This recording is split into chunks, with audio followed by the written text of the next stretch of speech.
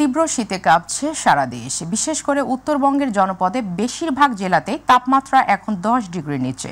দক্ষিণাঞ্চলের জেলাগুলোতে বইছে হিমেল হাওয়া। এখন ভোলা থেকে যুক্ত হচ্ছেন প্রতিনিধি আরিফ হোসেন লিটন। লিটন, ভোলায় শীতের দাপট কেমন দেখছেন আমাদেরকে জানান। ধন্যবাদ শারমিন। ভোলার আকাশে কিন্তু আজ সকাল থেকে এখন পর্যন্ত সূর্যের দেখা মেলেনি।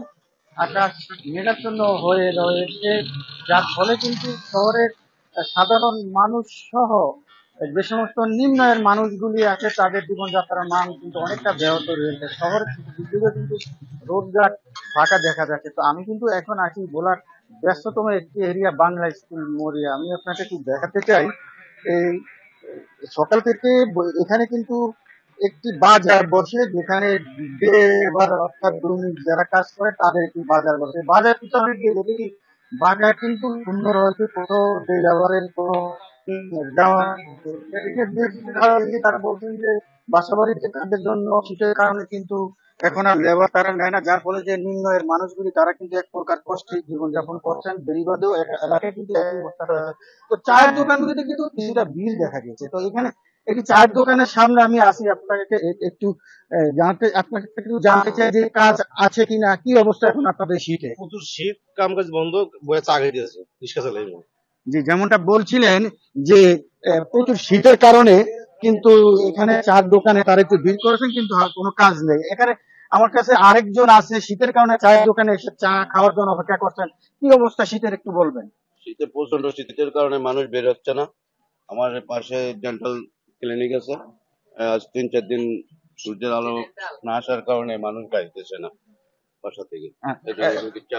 একজন ডেন্টিস্ট ডাক্তার বললেন যে তাদের চেম্বারটিতেও কিন্তু শীতের কারণে কিন্তু যে রুগীর চাপ কম, যার ফলে কিন্তু এখানে চায়ের দোকানে এসে কিন্তু আড্ডা দিচ্ছে তারা। চায়ের দোকানটিতে কিন্তু মোটামুটি ভিড় দেখা গেছে। তো আমি চায়ের দোকানদারের সাথে কথা বলবো যে শীতের কারণে আপনার বেচা বিক্রি কি অবস্থা এখন?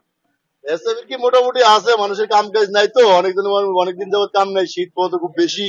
এজন্য সাধারণ মানুষ চার দোকানে এখন বর্তমানে ভিড় লাগিয়েছে, খুবই অসুবিধার মধ্যে আছে মানুষের। জি, যেমনটি বলছিলেন যে শীতের কারণে কিন্তু সেই সাধারণ মানুষ রাস্তাঘাটে বের হতে পারছে না, চায়ের দোকানে কিছুটা ভিড় রয়েছে। তবে একটি বিষয় জানিয়ে রাখি, আপনি জানেন যে উপকূলীয় এলাকা জেলা, যেহেতু এটা নদীর পাড়ে কিন্তু অনেক মানুষের বসা রয়েছে। আমি কিন্তু সকালে বেরিবাদ এলাকায় গিয়েছি, আমি বেরিবাদের উপরে কিন্তু রাস্তাঘাটে কোনো মানুষ দেখতে কিন্তু আমি পাইনি। শীতের কারণে ডুবডু সুবডু দিয়ে তারা কিন্তু তাদের যে বেরিবাদের যে ছোটখাটো ঘরগুলি রয়েছে সেখানে রয়েছে, যার ফলে কিন্তু তারা কিন্তু অনেকটা কষ্টে রয়েছে।